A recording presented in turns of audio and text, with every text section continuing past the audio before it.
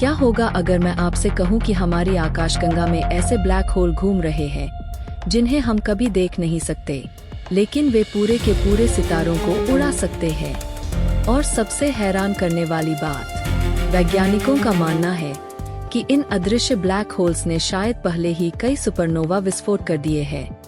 अगर यह सच है तो यह खोज डार्क मैटर के सबसे बड़े रहस्य को सुलझाने की दिशा में एक बड़ा कदम हो सकती है। तो आखिर ये अदृश्य ब्लैक होल क्या है और ये सितारों को कैसे विस्फोटित कर देते हैं? आइए जानते हैं। जब हम ब्लैक होल की बात करते हैं तो अक्सर उन विशाल ब्लैक होल्स की कल्पना करते हैं जो बड़े सितारों के मरने के बाद बनते हैं। लेकिन वैज्ञानिक एक और तरह के ब्लैक होल की संभावना पर काम कर रहे हैं जिन्हें प्रिमॉर्डियल ब्लैक होल कहा जाता है।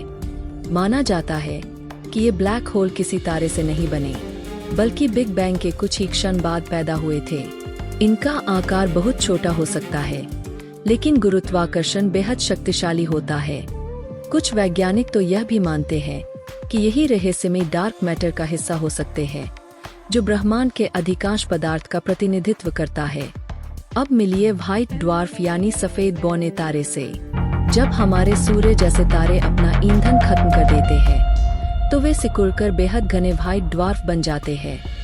आमतौर पर ये तारे शांत रहते हैं, लेकिन अगर कोई प्रिमॉर्डियल ब्लैक होल इनके आर पार गुजर जाए तो उसकी जबरदस्त गुरुत्वाकर्षण शक्ति तारे के अंदर इतना ताप पैदा कर सकती है कि अचानक न्यूक्लियर फ्यूजन दोबारा शुरू हो जाए और फिर पूरा तारा एक विशाल टाइप आई सुपरनोवा बनकर विस्फोट कर सकता है।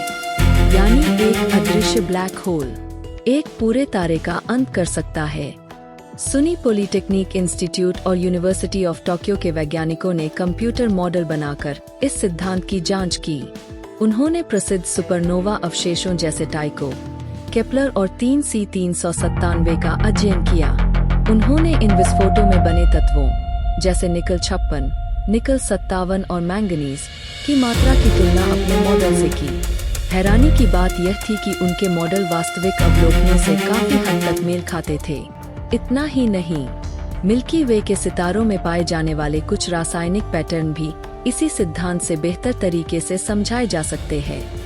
यानी हो सकता है कि हमारी आकाशगंगा में दिखाई देने वाले कुछ सुपरनोवा वास्तव में इन अदृश्य ब्लैक होल्स की वजह से हुए हों। अगर यह सिद्धांत सही साबित होता है तो वैज्ञानिकों को पहली बार डार्क मैटर को अप्रत्यक्ष रूप से खोजने का एक नया तरीका मिल सकता है। हम ब्लैक होल को सीधे नहीं देख पाएंगे, लेकिन उनके द्वारा कराए गए सुपरनोवा विस्फोट उनके अस्तित्व के सबूत बन सकते हैं। यानी ब्रह्मांड शायद हमें लाखों वर्षों से संकेत दे रहा था, लेकिन हम उन्हें समझ नहीं पाए थे। हो सकता है कि अगली बार जब आप किसी सुपरनोवा की खबर सुने तो उसके पीछे किसी अदृश्य ब्लैक होल का हाथ हो।